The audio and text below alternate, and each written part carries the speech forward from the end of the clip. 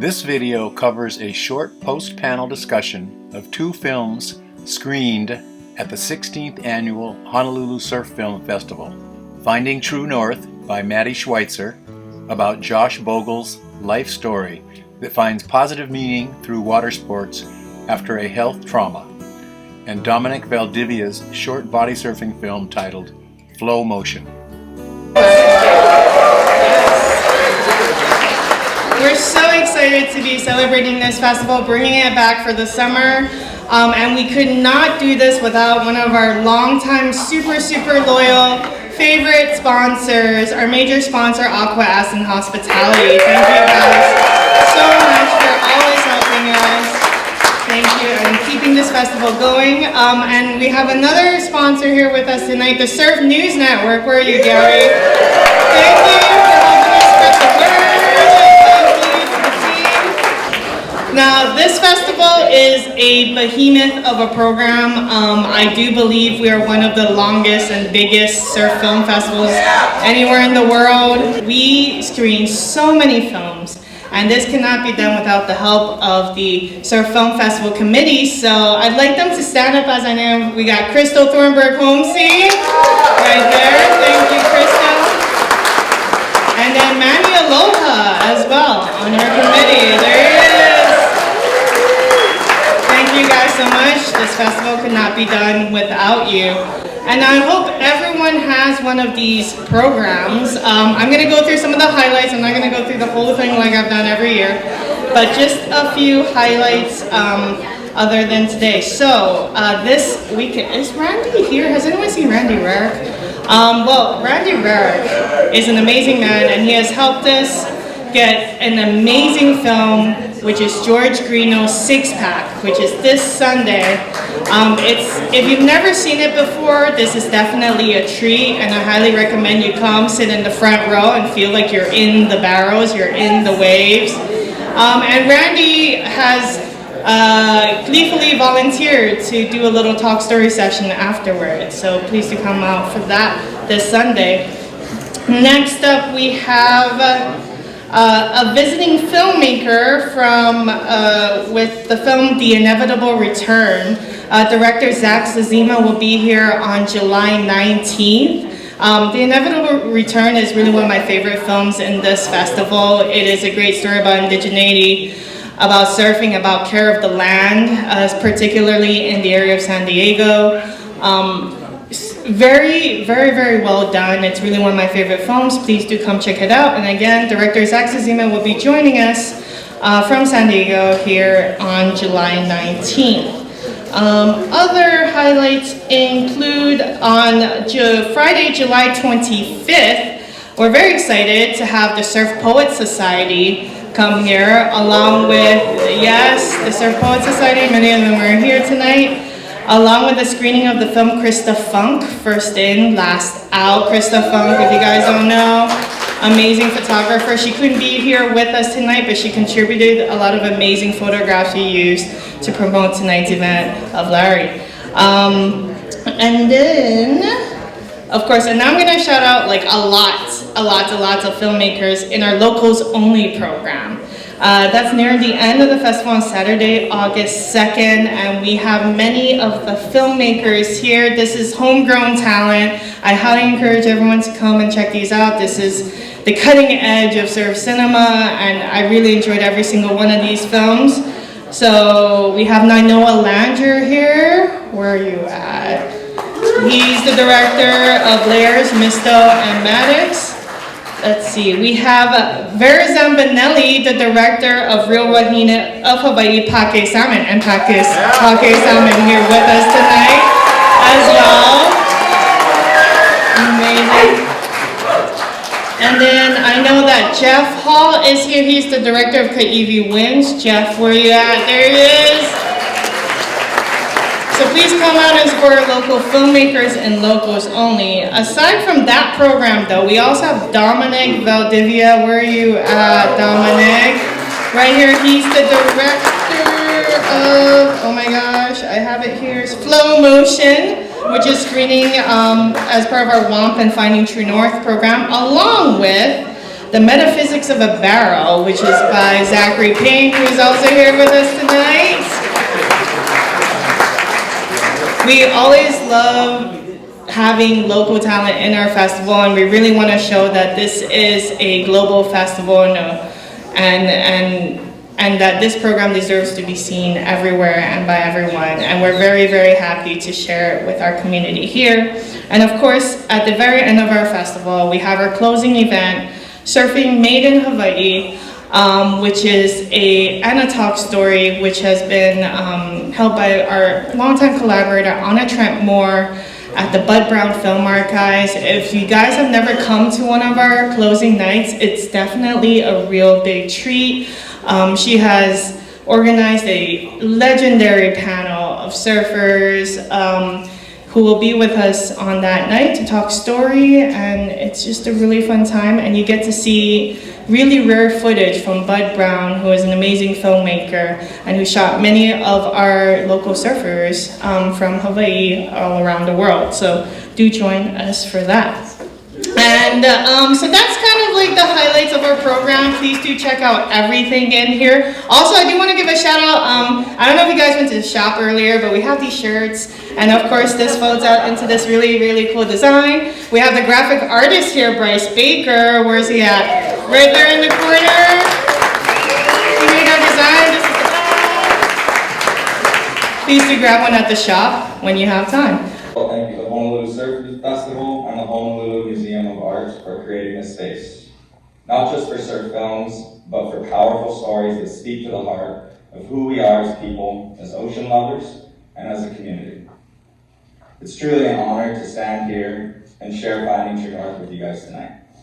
This film is deeply personal, not just for me, but for everyone who's ever had to fight for themselves again after life takes an unexpected turn.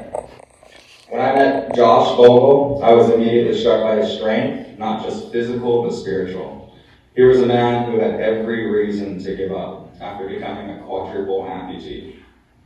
But instead of retreating from life, he chose to embrace it. With humility, with humor, and with an unshakable sense of gratitude.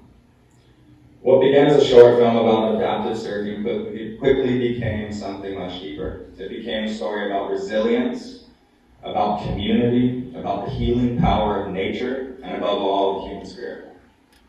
Josh didn't just get back on board, he got back into life. He reminded me, and hopefully will remind all of us, that our greatest limitations are often internal. His courage lit something in me and inspired me to believe in myself in a way that I haven't ever before. And Josh, thank you for believing in me to tell your story and share it with the world. I truly believe that this film will do more than just inspire and could really help save someone's life. This film is for anyone who's ever struggled, anyone who's ever questioned their purpose, and anyone looking for hope. It's a reminder to take care of each other and to take care of this place we all call home. Thank you again, Honolulu Surf Film Festival, everyone here, and I really hope you all enjoy all these films tonight, and big kudos to everyone here who made films, and it's a process if you've done something like this before, so all the other filmmakers and people involved, right on. Josh.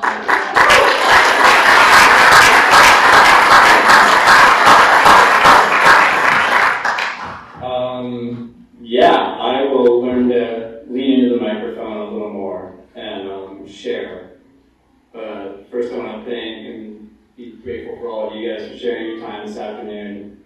This film challenged me to lean in and be vulnerable. And I think that process of radical honesty not only changed my life in filming the movie, but hopefully it can continue to inspire someone in the ways that this story not only has changed my life, but having a filmmaker ask me to go deeper, and having a service dog that was there for all of it, and could detect the heart attacks happening, and was there for the limb loss.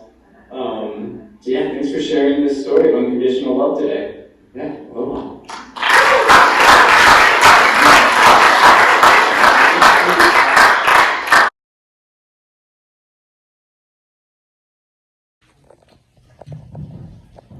All right, come on up on stage, guys.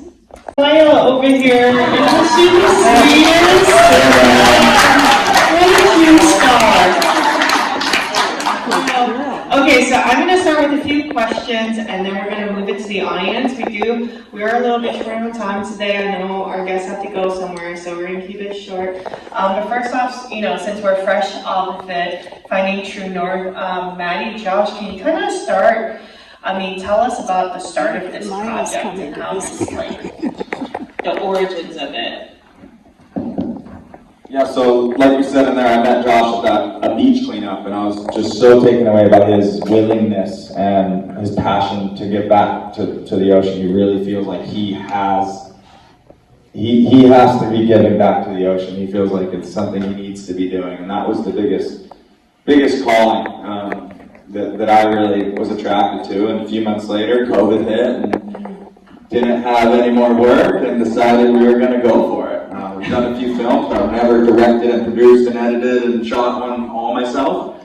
And we went for it, and it's been a journey. And we were pretty close to releasing it right before my town burned down, and that kind of pushed it back a little bit. But I think it's all happened for a reason. And again, I'm just I have learned and become inspired by Josh and his story, I think, just as much as anyone else. And then I guess from Josh, your perspective about, how it felt like to be approached to do this, how it felt filming it, I guess, yeah. Yeah, so as you saw in the film, I first touched the surfboard the first time. That was in the spring and summer of 2018. Mm-hmm. And my experience filming this movie is during COVID, I got to surf once or twice a day for 300 or 350 days a year. Wow. And that experience changed my life. And then having filmmakers say, hey, let's tell your story, challenged me to be radically honest about my past. And I think both of us agreed, struggling getting through COVID, that if we could make this film and change one person's life, or save someone who's going through addiction or PTSD or considering suicide, that was our goal. The ocean really saved my life. So yeah, it's been a gift to work with Matty on this film. Really just an inspiring story, guys. You shared a little bit about Maya, but I want to know more. So you got her when she was 6 months old, and what was the process like to train with her and everything? So Maya was my pet for a year and a half before the first open heart surgery. Mm-hmm. And then my coma was 6 months after the first open heart surgery. That first heart surgery valve failed, and I ended up in right side heart failure and had over 5 SVT heart attacks. She could detect the SVT heart attacks happening, and the cardiologist said, we're going to just certify her as a service dog. And she got to be in the cardiac ward and ICU and hospital with me. And I don't think she knew I was going to become a surfer. So yeah, my recovery process of grabbing a surfboard and leaving her on the beach tied to my legs. The joy in her heart every time I came back to those legs with a surfboard was amazing. So, yeah. Amazing. And then moving on to Dominic, we showed flow motion first. Can you talk a bit about your journey into body surfing and then in making this film? Oh, do we have enough time for that? My journey with body surfing started, like many people, during the pandemic. The whole world shut down. I personally just found myself at Sandy Beach every single morning, sometimes from sunrise to sunset. And I just found love with the community. Found a hand plane that washed ashore from an uncle that lost it, and from there on I was just kind of messing around with it for a few months. Eventually I saw that uncle again, and of course that same morning I lost that hand plane, so I couldn't give it back to him. So from there on I kind of realized you don't actually need a hand plane, and just kept body surfing, and it's inspired me so much, and it's brought me so many people, like-minded individuals, and just like Josh was saying, for me, I feel like it kind of saved my life in a way and given me more purpose, and it's got me in the best shape of my life personally, mentally and physically. And yeah, I think it's a great way for us all to heal. Everyone's going through something, just like the films have kind of spoken on tonight. So yeah, and thank you guys all for coming out. This is such a beautiful experience with everyone. So I'm just going to open it up to any questions from the audience. Does anyone have a question? Yes, back there. I have one for Dom. I've seen a lot of your photos, and often they're never what I would take a picture of. Like, you capture images, they're really surprising. So, if you don't mind, you just turn the screws on and look at you deconstruct your art. Like, what are you looking for? Like, what is the image that lights you up and makes you think you want to capture it? That is a great question. Kind of hard to answer, but I usually look at first I would say passion. If someone's passionate about something, that's the first thing that kind of gets me. And I'm a sucker for motion, so I like to slow things down and kind of make you feel like you're in there with them. So passion and motion, and if I can, a little storytelling. Create some photographs that tell a story. That's what I look at. You have an example? Thank you. You have an example? Oh, one time? You have an example? Like, describe a photo you took that was like exactly what you're looking for? The one that comes to mind right away, I would say, one of my favorite photos I took at Chambers at Sandy Beach. I kind of dragged this shutter and it kind of showcased how heavy that wave can get. And I have a lot of friends that have gotten pretty hurt down over there at that section of Sandy's. And for me, that just showcases the raw power of that section. That is, gotten a lot of people into some sticky situations. Awesome. Any other questions from the audience? Yes, right here. Josh, thanks for telling your story. Really beautiful. What's next for you? That is an awesome question. I think it's time to lean even farther into giving back beyond beach cleanups. And so whether it's mentoring people, first experience for adaptive surfing, or creating just kind of, last year I tried to petition the LA 28 committee to get Paralympic surfing at LA 28. They passed us over, and it was close. I got 32,000 signatures, created a petition, and it looks like we didn't make it in LA 28 games. But anything I can do to keep growing the adaptive surf community and platform, for sure. Josh, follow up on that. Will you be at Duke's Ocean Fest in August? I will be doing the Pacifica Longboard at Duke's Ocean Fest, and Maya will be surfing. Maya will be surfing? Yeah, she won the small dog division. I think it's style points because she's really cute. But she actually will hang all 10 toes on the nose, and but I'm her pal, so I'm dancing. Yeah. That's good. For those of you who don't know, Duke's Ocean Fest, I believe, is this year on August 15th, down in Waikiki. I think it's the 18th to the 23rd. 18th. Better dates. Any other questions from the audience? Yes. Super inspirational, and I think the other sad thing was, I mean, you were a happy, unreal story, but seeing the footage of Lahaina and stuff, I mean, you had some beautiful shots of Lahaina, and probably a good thing that you kept that out of the story. Yeah, that was definitely something we thought about whether we should include that, because Josh was one of the, gets me emotional. Josh was, he was there helping more than anybody else. He brought us supplies, he did runs for us. I mean, he was trying to carry generators that were too heavy for him. But yeah, that was a big thing, and I appreciate you bringing that up, but it's all something that's just made us stronger, I hope. I guess to follow up on that question, Matty and Josh, like what are, it's crazy how long of time has passed since the Lahaina fires, but what is something you want everyone to get eyes on? What's an organization or a donation link or somewhere that you want people to support for the ongoing help for Lahaina? That's a really hard one. That is, I think the biggest thing is just keeping attention talking about it. I don't want to tell anybody to put their money anywhere specific because I don't have as much knowledge, but just the support we get. I think 2-year mark has been, honestly, this has been the hardest time in the last few months for a lot of us. I think around the 2-year mark, everybody's starting to realize what's going on. So I mean, just support, emotionally, physically, if you know anybody that's been through anything, any sort of similar thing. Just realize that it's not really, some people don't want to talk about it anymore, but sometimes it hits hardest a few years later.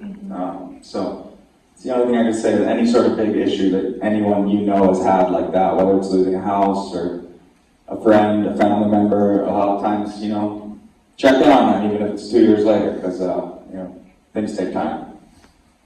Thank you for sharing that with us. Any other questions from the audience? If not, then I'll close out with a few more questions. I think someone already asked Josh this, but I want to go down the line with it. Matty, what's up next for you? I've actually been dedicated my life since the fire to have a big documentary about Lahaina. It's called Lahaina Rising. Film's finished. Just amazing. Getting into film festivals right now, and kind of finished both of them at the same time. So that's my next big step, is getting this film and the Lahaina film out to the world.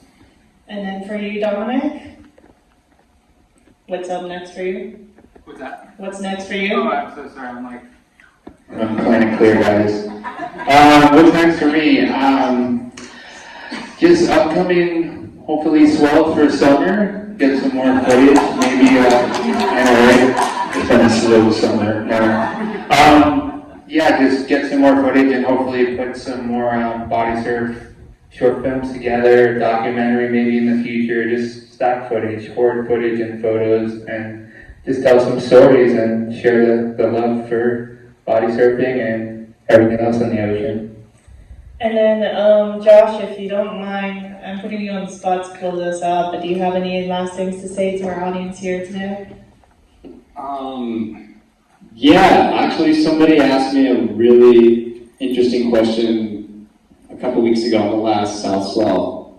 The waves were great, and there was a little pause in between the sets. And they said, so, what did you learn from all of this? And had enough time to kind of think about it for a minute. And I think what I learned is that what we have in our heart and our dreams and the things that we really believe in is stronger than anything that's in our way. And I don't know that before losing my limbs or learning how to surf or getting over PTSD or addiction, that I really believed that. And now it's something that I know. And that says, so I always tell people, I'm like, what's in your heart is stronger than what's in your way. Because I know that's true. I mean, that's an inspiring message to leave this on behalf of the festival and the museum. Thank you so much for sharing your film with us and for being with us today. And then thank you all so much for coming out. Please remember to vote for this film. But thank you again so much, everyone. Thank you.